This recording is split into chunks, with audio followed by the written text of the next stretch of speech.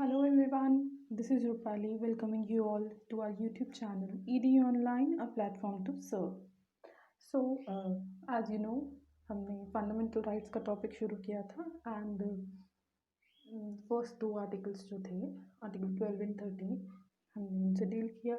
So it's time to move to the next section of fundamental rights. So आज हम right to equality का जो section है article 14 to 18 उनसे deal करने वाले हैं. So the first one article 14.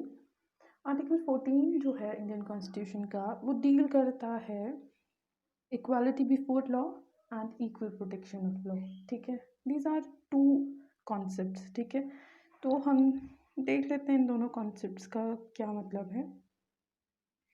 देखिए, जब हम इक्वालिटी बिफोर लॉ की बात करते हैं तो कहने का मतलब है कि कानून के सामने लॉ के लिए जो देश का कानून है उसके लिए सब लोग इक्वल हैं. ठीक है, कॉन्स्टिट्यूशन की तरफ से हमारे लिए कोई भी डिस्क्रिमिनेशन नहीं है. कल्प्रिट जो है, जिसने गलत किया है, जिसने कोई गलती की है, जिसने कोई क्राइम किया है, वो एक क्रिमिनल है. रादर देन वो किस रिलीजन को बिलोंग करता है, किस कास्ट को बिलोंग करता है, इट डजेंट मैटर. ठीक है, in the I of law वो एक क्रिमिनल होता है. ठीक है, सो सिंपल सी टर्म है कि लॉ के लिए सब लोग इक्वल हैं. ठीक है, ये जो कॉन्सेप्ट है इक्वालिटी बिफोर लॉ का, ये हमने लिया ब्रिटिश लॉ से. ठीक है, और इसे नेगेटिव कॉन्सेप्ट कहते हैं. क्यों? बिकॉज कोई डिस्क्रिमिनेशन नहीं है. ठीक है, तो इससे हम ये बताने की कोशिश कर रहे हैं कि जो कानून है वो सबको एक तरह से देखेगा, तो इट मीन्स डिस्क्रिमिनेट नहीं करेगा. ठीक है, then the second concept equal protection of law. Equal protection of law से हमारा मतलब है फर्स्ट ऑफ ऑल ये अमेरिका से लिया गया है. ठीक है, this we have taken from America, और ये हमने ब्रिटिश से लिया है, और ये एक नेगेटिव अप्रोच है. एंड अब हम इसे नेगेटिव अप्रोच क्यों कहते हैं ये भी देख लेते हैं. देखिए, नेगेटिव अप्रोच हम इसीलिए कहते हैं क्योंकि इसमें ये जो इक्वल प्रोटेक्शन ऑफ लॉ है, इसमें हम जो रीज़नेबल डिस्क्रिमिनेशन है उसे परमिट करते हैं. ठीक है, देखिए कैसे, एक एग्जांपल से समझते हैं. इक्वालिटी बिफोर लॉ की एग्जांपल और इक्वल प्रोटेक्शन ऑफ लॉ की एग्जांपल. देखिए, इक्वल प्रोटेक्शन ऑफ लॉ, आप सपोज कीजिए दो लोग हैं. ठीक है, सेम एज के हैं, मतलब सोचने समझने की शक्ति उनकी उस लेवल की है दोनों की. ठीक है, एक बराबर की, लाइक सेम एज के हैं, तो यू कैन एज्यूम कि वो मतलब दोनों साउंड माइंड के हैं. ठीक है, सो अगर वो दो लोग whether one is Hindu one is Muslim या कास्ट अलग है या कुछ भी, अगर वो दोनों कोई क्राइम कर रहे हैं तो इक्वालिटी बिफोर लॉ के कॉन्सेप्ट में क्या रहेगा कि उन्हें एक जैसी पनिशमेंट मिलेगी. ठीक है, लॉ उन दोनों को इक्वली ट्रीट करेगा. But in case of equal protection of law हम डिमांड करते हैं कि लॉ जो है वो इक्वली प्रोटेक्ट भी करे, अपॉर्चुनिटी भी दे. ठीक है, सिमिलर सर्कमस्टांसेस में. देखिए, इसे समझने के लिए हम एक एग्जांपल देखेंगे कि यहाँ भी हम दो लोगों की एग्जांपल लेते हैं. वन इज़ माइनर, मतलब 18 साल से छोटा है. लेट अस से कोई 10 साल का बच्चा है, और एक कोई लाइक 30 ईयर्स का अगर कोई इंसान है. सो अब देखें, जो 10 साल का बच्चा है उसकी सोचने समझने की शक्ति, उसकी मेंटालिटी, उसका मेंटल लेवल, और एक 30 ईयर्स का जो इंसान है उसका सोचने समझने की जो शक्ति है, क्षमता है, वो डिफरेंट है. ठीक है, अब आप एज्यूम कीजिए कि उस बच्चे से may be you can say कि किसी गन से, मतलब गन जिसे वो टॉय समझ लेता है, और अगर गलती से उससे गन चल जाती है और किसी की डेथ हो जाती है, तो और वही सेम जो चीज़ है वो एक 30 ईयर्स के इंसान से भी हो रही है विद साउंड माइंड, जो सोच समझ सकता है. तो क्या हम ये चाहेंगे कि लॉ उन दोनों को इक्वली ट्रीट करे? नहीं, लॉ उनको इक्वल अपॉर्चुनिटी दे प्रोटेक्शन की, प्रोटेक्ट करे. अब देखें, जो एक 30 साल का इंसान है वो सोच समझ के कर रहा है जो भी कर रहा है, राइट। अब जो एक 10 साल का बच्चा है, मे बी उसे पता ही नहीं है कि वो गन चलाने से क्या होगा, राइट। सो ऐसे सिचुएशन में हम मतलब जो हमारा कॉन्स्टिट्यूशन है वो दोनों को एक जैसी सज़ा नहीं देगा, ऐसे एक जैसे एक तरह से ट्रीट नहीं करेगा। तो इसके लिए हम कह सकते हैं कि like should be treated alike, जो एक जैसे हैं उन्हें एक ही तरह से ट्रीट किया जाए, लेकिन unlike should not be treated alike, जो एक जैसे नहीं है उन्हें एक जैसा ट्रीट करना वो कोई समझदारी की बात नहीं है। तो देखें, अगर आप ब्रिटिश लॉ देखेंगे तो वो सिर्फ इक्वालिटी बिफोर लॉ फॉलो करते हैं, ठीक है। और अमेरिका को देखें तो वो equal protection of law follow करते हैं। इंडिया के कॉन्स्टिट्यूशन ने दोनों को अडॉप्ट किया, ठीक है। So moving to the next article, article 15 क्या कहता है। देखिए, आर्टिकल 15 प्रोहिबिट करता है, प्रोहिबिट करना मीन्स मना करता है, रोकता है ऑफ डिस्क्रिमिनेशन, भेदभाव करने से। तो आर्टिकल 15 रोकता है भेदभाव करने से ऑन सर्टन ग्राउंड्स। देखिए, कुछ मेंशन ग्राउंड्स हैं कि किस बेस पे स्टेट जो है वो डिस्क्रिमिनेशन नहीं कर सकती है। On the ground of religion, religion के बेस पे स्टेट डिस्क्रिमिनेशन भेदभाव नहीं कर सकती है। रेस, ठीक है, caste, sex and place of birth, ये कुछ सर्टन ग्राउंड्स दे रखे हैं कि इन्हीं के बेसिस पे, इन मेन ग्राउंड्स के बेसिस पे स्टेट जो है वो भेदभाव डिस्क्रिमिनेशन नहीं करे, ठीक है। अब देखें, जब हम कहते हैं कि स्टेट कोई डिस्क्रिमिनेशन नहीं करेगी, इसका मतलब ये नहीं है कि स्टेट मतलब आप जो भी आर्टिकल्स यहाँ पढ़ रहे हैं, जो भी लॉज पढ़ रहे हैं, हर आर्टिकल के साथ आपको, मोस्ट ऑफ द आर्टिकल्स के साथ आपको एक्सेप्शंस मिलेंगी, ठीक है। देखिए, there are 3 exceptions to this general rule of non discrimination. अब हम ये तो कह रहे हैं कि स्टेट डिस्क्रिमिनेशन नहीं कर सकती है, लेकिन उसके साथ भी कुछ एक्सेप्शंस जुड़ी हैं, ठीक है। किन केसेस में मतलब ऐसी कौन सी सिचुएशंस हो सकती हैं जिन्हें हम डिस्क्रिमिनेशन नहीं मानेंगे। देखें, any special provision for women and children. अब आप देखें, अगर स्टेट, यू शुड रिमेंबर कि जब मैं स्टेट कह रही हूँ तो इट मीन्स इंडिया, हम इंडियन कॉन्स्टिट्यूशन की बात कर रहे हैं, इंडिया की बात कर रहे हैं, ओके। देखें, अब अगर स्टेट वुमेन के लिए या चिल्ड्रन के लिए कोई स्पेशल प्रोविजन बनाती है तो क्या आप उसे डिस्क्रिमिनेशन कहेंगे? नहीं, उसे हम कहेंगे डिफरेंट ट्रीटमेंट, ठीक है। डिफरेंटली ट्रीट किया जा रहा है वुमेन और चिल्ड्रन को। दैट डजंट मीन कि मेन के साथ डिस्क्रिमिनेशन हो रही है, ठीक है। अब ऐसा नहीं है, आप देखिए कुछ सेंटर के फॉर्म्स निकलते हैं जो वो जो गर्ल्स हैं वो उनके लिए फ़ी नहीं होती, मतलब उन्हें फ़ी भरने की ज़रूरत नहीं है। तो अब जो बॉयज़ हैं, मेन हैं, उन्हें फ़ी मतलब फ़ी भरनी है, फॉर्म के लिए फ़ी देनी है, ठीक है। सो अब आप इस सिचुएशन में ये नहीं कहेंगे कि स्टेट जो है या सेंटर जो है वो हमारे साथ डिस्क्रिमिनेशन कर रही है, नहीं। वुमेन और चिल्ड्रन को डिफरेंटली ट्रीट किया जा रहा है, ठीक है।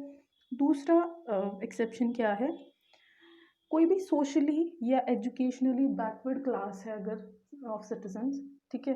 देखें, जो सोशली हमारे बराबर नहीं है, इसमें आप रिजर्वेशन की बात कर सकते हैं, ठीक है। या एजुकेशनली, अब कुछ फैमिलीज़ हैं जो अपने बच्चों की एजुकेशन अफोर्ड नहीं कर सकते हैं, ठीक है। तो स्टेट अगर उनके लिए कोई देखिए कोई स्कीम लाती है या किसी तरह की कोई स्कॉलरशिप उन्हें ऑफर करती है तो वो आप डिस्क्रिमिनेशन नहीं मानेंगे। The third one, socially and educationally backward classes and scheduled tribes regarding their admission to educational institute।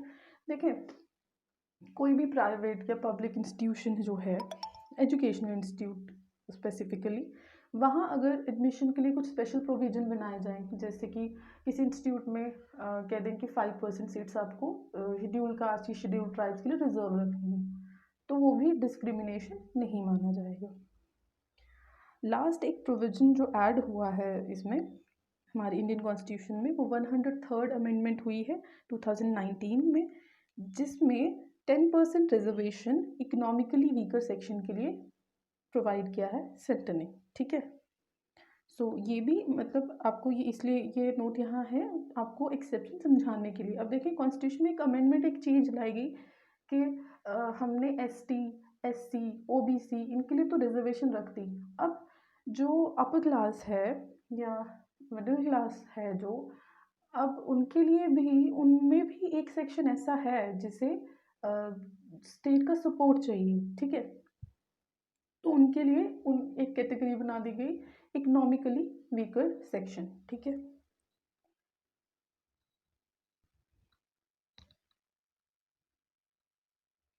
So article 16 क्या कहता है कि स्टेट जो है वो equality of opportunity they in matter of public employment. जहाँ तक पब्लिक एम्प्लॉयमेंट मतलब गवर्नमेंट सर्विसेज की बात हो रही है, तो जब जहाँ भी गवर्नमेंट सर्विसेज की बात आए तो गवर्नमेंट जो है, स्टेट जो है वो सब सेक्शंस को इक्वल अपॉर्चुनिटी दे, ठीक है। एक जैसा मौका मिलना चाहिए हर किसी को, ठीक है। अब देखें यहाँ भी हम इक्वालिटी की बात कर रहे हैं कि सबको बराबरी पे रखा जाए, बराबर माना जाए, लेकिन अब इसके अंदर भी हम स्टेट को रोक नहीं सकते हैं कि आप एग्ज़ाम्स कंडक्ट मत कीजिए, आप हमें बिना एग्ज़ाम्स के एडमिशन दे दीजिए इंस्टीट्यूट्स में, ठीक है। या ये जो गवर्नमेंट सर्विसेज के लिए जो हमारे रिक्रूटमेंट के लिए एग्ज़ाम्स होते हैं वो इसका एक्सेप्शन है। आप उस बेस पे आप मतलब अपने फंडामेंटल राइट्स को लेके चैलेंज नहीं कर सकते क्योंकि वो डिस्क्रिमिनेशन नहीं है, वो आपके फंडामेंटल राइट्स का वायोलेशन नहीं है, ठीक है। इसमें जो शेड्यूल ट्राइब्स और शेड्यूल कास्ट हैं उनको प्रमोट करने के लिए रिजर्वेशन जो भी है, रिजर्वेशन जो की जाती है वो भी इनकी एक्सेप्शन में आती है, ठीक है। मतलब अगर हम किसी गवर्नमेंट सर्विस के लिए अप्लाई कर रहे हैं, देखिए हम सेम एग्ज़ाम देंगे इनिशियली, एक सेम एग्ज़ाम होगा, और ये जो शेड्यूल्ड कास्ट या शेड्यूल्ड ट्राइब या ओबीसी या कोई भी कैटेगरी है उसे कब कंसीडर किया जाता है, बाद में। बट अपॉर्चुनिटी हमें एक ही जैसी मिल रही है, ठीक है। हम compete करते हैं और इफ़ वी आर केपेबल तो हमें वो जॉब मिल जाती है, ठीक है। Then coming to the next article, article 17। देखिए आर्टिकल 17 डील करता है एबॉलिशन ऑफ अनटचेबिलिटी से। अब देखें अनटचेबिलिटी से हमारा मतलब क्या है, छुआछूत जो हम बेसिकली अपनी सोसाइटी में देखते हैं, ठीक है। वी नो इट, हम कास्ट के बेस पे या काम के बेस पे भी इनफैक्ट लोगों को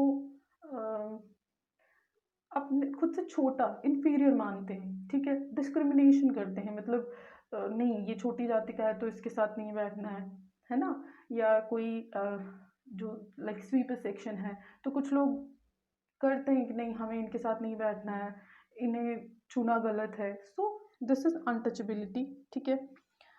देखिए जो बाकी आर्टिकल्स हम पढ़ रहे हैं फंडामेंटल राइट्स में वो स्टेट के अगेंस्ट हैं, ठीक है। कि स्टेट हमारे साथ ऐसा नहीं कर सकती है, स्टेट डिस्क्रिमिनेशन नहीं कर सकती है, स्टेट हमें equal opportunity they.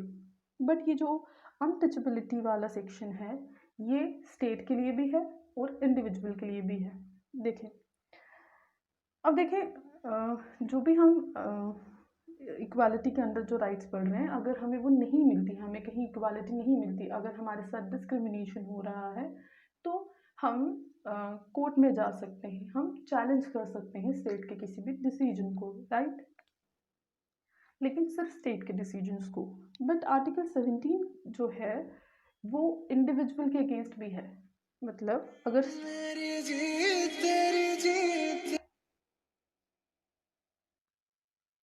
Sorry for the inconvenience. सो हम बात कर रहे थे अनटचेबिलिटी की। देखिए अनटचेबिलिटी ना तो स्टेट कर सकती है और ना ही कोई इंडिविजुअल कर सकता है। अब अगर स्टेट अनटचेबिलिटी करती है मतलब किसी भी फॉर्म में, तो हम चैलेंज कर सकते हैं, कोर्ट पे जा सकते हैं क्योंकि हमारा फंडामेंटल राइट वायलेट हो रहा है। और इसी तरह से अगर कोई इंडिविजुअल, कोई इंसान किसी दूसरे इंसान के साथ अनटचेबिलिटी किसी भी फॉर्म में परफॉर्म कर रहा है तो देयर आर सर्टेन लॉज उन्हें पनिश करने के लिए, ठीक है।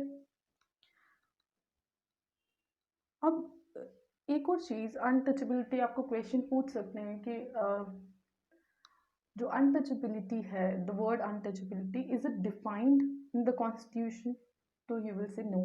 ठीक है, ये इम्पॉर्टेंट है, आपसे पूछा जा सकता है, तो इसे याद रखिए। देखिए, we have an act, protection of civil rights act 1955। जैसे कि मैंने आपको बताया कि स्टेट अगर किसी तरह से अनटचेबिलिटी परफॉर्म कर दी है तो हम कोर्ट्स में जा सकते हैं। इसी तरह we have some act, some rules, some laws. So protection of civil rights act 1955 इनमें से एक है, जो इंडिविजुअल अगर कोई अनटचेबिलिटी परफॉर्म कर रहा है तो उस इंडिविजुअल को पनिश करने के लिए वी हैव सम लॉज। ठीक है, बट जो वर्ड अनटचेबिलिटी है वो ना तो हमारे इंडियन कॉन्स्टिट्यूशन में डिफाइन है और ना ही इस एक्ट में। मतलब we do not have the definition, हमारे पास एक प्रॉपर डेफिनेशन है ही नहीं कि अनटचेबिलिटी है क्या। ठीक है, हम अनटचेबिलिटी को समझते हैं बिकॉज वी सी, हम देखते हैं अपनी सोसाइटी में लोगों को अनटचेबिलिटी परफॉर्म करते हुए। ठीक है, आप ऑल्दो ये सही नहीं है बट रियलिटी है। ठीक है, रियल के अनटचेबिलिटी परफॉर्म की जाती है। There are sections, I don't know, हर, आई थिंक हर रिलीजन में होता है। We have caste system and जो अपर क्लास हैं उन्हें लगता है कि वी आर सुपीरियर, तो हम जो लोअर कास्ट लोग हैं वो इन्फीरियर हैं, हम वो हमारे स्टैंडर्ड के नहीं हैं, हम उनके साथ उस लेवल पे बैठ नहीं सकते हैं, वगैरह वगैरह। सो अनटचेबिलिटी उसे कहते हैं। ठीक है, ऑल तो डेफिनेशन नहीं है ना तो कॉन्स्टिट्यूशन में ना किसी एक्ट में, बट पार्लियामेंट के पास ये अथॉरिटी है कि वो फंडामेंटल राइट्स की कहीं भी वायलेशन होती है तो उसके अगेंस्ट जो भी लॉ बनाना है टू पनिश द स्टेट और to punish the individual, parliament law बना सकती है। एज वी नो, पार्लियामेंट ही लॉ मेकिंग अथॉरिटी है। लॉज कौन बनाता है? पार्लियामेंट। सो पार्लियामेंट के पास ये लॉ है कि वो जब चाहे एक लॉ बना सकती है, जैसे कि protection of civil rights act आया। ठीक है, देन अब देखिए, पार्लियामेंट जो है, क्योंकि पार्लियामेंट की रिस्पॉन्सिबिलिटी है लेजिस्लेशन देखना।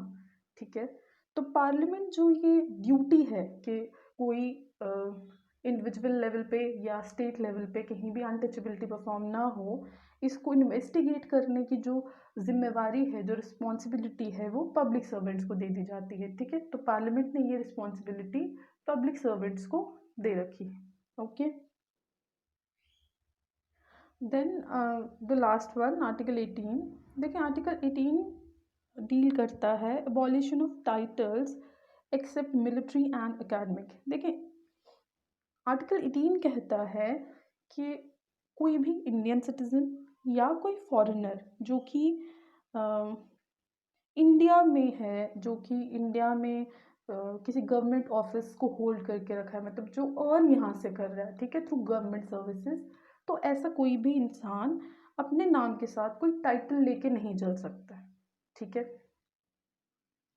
अब आप इसमें भी एक्सेप्शन देखेंगे। ठीक है, देखिए, जो अवार्ड्स हैं लाइक भारत रत्न, पद्म विभूषण, इस तरह के जो अवार्ड्स हैं उन्हें हम आर्टिकल 18 के अंडर टाइटल नहीं मानते हैं। ठीक है, दीज आर अवार्ड्स। ठीक है, तो जब हम टाइटल्स की बात कर रहे हैं कि टाइटल्स को अबॉलिश करना है, कोई भी इंडियन या कोई भी फॉरेनर अपने नाम के साथ कोई टाइटल लेके ना चले, तो उससे हमारा क्या मतलब है?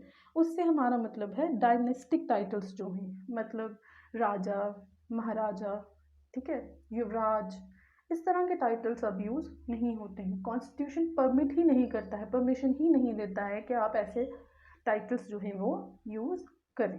ठीक है, एक चीज़ ये, एक और तरह से हम इसे देख सकते हैं। देखें, अब वी हैव सम क्वालिफिकेशंस, हमारी डिग्रीज हैं। तो अब किसी ने बीए कर रखा है, किसी ने एलएलबी कर रखा है, तो अगर उसके नाम के साथ वो यूज़ किया जा रहा है तो उसे हम आर्टिकल 18 में कंसिडर नहीं करेंगे। क्यों? बिकॉज वो हमारी एजुकेशनल क्वालिफिकेशंस हैं। ठीक है, हमारे एजुकेशनल टाइटल्स हैं, तो उनको यूज़ करना मना नहीं है। ठीक है, ये क्लॉज 1 है जिसमें हम अवार्ड्स की बात कर रहे हैं। क्लॉज 2 देखें तो क्लॉज 2 क्या कहता है? कोई इंडिया का सिटीजन हो या कोई फॉरेनर हो, दोनों को ही टाइटल्स यूज़ करना अलाउड नहीं है। आर्टिकल 13 क्या क्लॉज 3 क्या कहता है आर्टिकल 18 का, कि कोई भी पर्सन वो जो फॉरेनर हो सकता है अगर वो ऑफिस ऑफ प्रॉफिट होल्ड करता है, ठीक है, अंडर द स्टेट, मतलब इंडिया में वो जॉब कर रहा है, गवर्नमेंट जॉब कर रहा है, ऑफिस ऑफ प्रॉफिट मतलब जहाँ से उसे फ़ायदा हो रहा है, जहाँ से उसे सैलरी मिलती है एक्चुअली। तो अगर ऐसा कोई फॉरेनर है तो वो भी कोई टाइटल एक्सेप्ट नहीं कर सकता है। अगर उसे फॉरेन स्टेट से कोई टाइटल एक्सेप्ट करना है तो उसे प्रेसिडेंट की कंसेंट लेनी होगी, ठीक है। तो अगर कोई फॉरेनर है या कोई इंडियन है तो इंडिया में तो वो कोई टाइटल यूज़ कर नहीं सकता है। फॉरेन से अगर वो कोई टाइटल, कोई फॉरेनर उसे फॉरेन गवर्नमेंट कोई उसे टाइटल देना चाहती है तो कोई भी ऐसा इंसान उस टाइटल को एक्सेप्ट करने से पहले प्रेसिडेंट की परमिशन लेगा। ओके, क्लॉज 4 देख लेते हैं। देखिए क्लॉज 4 क्या कहता है। क्लॉज 4 कहता है कि कोई भी ऐसा पर्सन जो ऑफिस ऑफ प्रॉफिट होल्ड करता है under the state, it means Indian government, तो उससे कोई भी प्रेजेंट इन्वॉल्वमेंट, मतलब आप फॉरेन स्टेट से कुछ भी एक्सेप्ट करने से पहले आपको प्रेसिडेंट की परमिशन, कंसेंट चाहिए, ठीक है। सो लाइक आप अगर देखें, एक ऑफिस आपने यहाँ होल्ड करके रखा है, आप यहाँ से भी सैलरी ले रहे हैं और आप फॉरेन के किसी, मतलब फॉरेन में किसी फॉरेन कंट्री से भी सैलरी या किसी तरह के प्रेजेंट्स वगैरह ले रहे हैं तो इट्स नॉट अलाउड, पर्सनली नहीं बट अपने ऑक्यूपेशन के बेस पे, तो इट्स नॉट अलाउड, ठीक। सो अगर आपको ऐसा कोई ऑफर है भी तो you have to take the consent of president, ठीक है। आर्टिकल 18 का एक और इम्पॉर्टेंट पॉइंट ये है कि ऑल्दो हम बहुत सी चीज़ें इसमें देख रहे हैं, अब आप शायद आपके दिमाग में ये क्वेश्चन आ सकता है कि अब ऐसा नहीं है, हमने तो कह दिया कि फंडामेंटल राइट्स कहते हैं कि टाइटल्स एक्सेप्ट नहीं करने हैं किसी फॉरेन स्टेट से, हमें किसी भी तरह का कोई प्रेजेंट जो कि मतलब हमारे जॉब से रिलेटेड या किसी तरह से हमारे ऑक्यूपेशन से रिलेट करता हो, हमें नहीं लेना है। बट देयर आर पीपल जो शायद ऐसा करते भी हैं। तो आर्टिकल 18 क्या है, डायरेक्टरी है इन नेचर, ठीक है। कोई पेनल्टी अब तक प्रिस्क्राइब नहीं की गई है, मतलब अगर कोई इंडियन या कोई फॉरेनर किसी फॉरेन स्टेट से या इंडिया में भी किसी टाइटल को यूज़ कर रहा है तो अब तक उसकी पनिशमेंट के लिए कोई प्रोविज़न नहीं बनाया गया है, ठीक है। सो ये भी पार्लियामेंट के ही हाथ में है। Whenever the government will feel कि हाँ रिक्वायर्ड है, ज़रूरत है, हमें ये लॉ बनाना चाहिए, तो पार्लियामेंट लॉ बना सकती है। तो यहाँ ख़त्म होता है हमारा first section, right to equality, ठीक है। In our next video we will be dealing with right to freedom. अभी हमने राइट टू इक्वालिटी का सेक्शन देखा, नेक्स्ट वीडियो में हम राइट टू फ्रीडम का सेक्शन जो है, कैटेगरी जो है वो देखेंगे, ठीक है। अब एक साथ इन आर्टिकल्स को, ये फंडामेंटल राइट्स का जो टॉपिक है, इसे ख़त्म करना पॉसिबल नहीं है, so it might take time. So आप देखते रहिए, हम आगे की वीडियोस भी ला रहे हैं। सो आपको भी इसे सेक्शन वाइज ही पढ़ना बेटर है, बिकॉज आप सेक्शन वाइज पढ़ रहे हैं, आप जितना पढ़ रहे हैं उतना समझ पाएंगे, ठीक है। Then we will move to the next section. Thank you so much, good bye.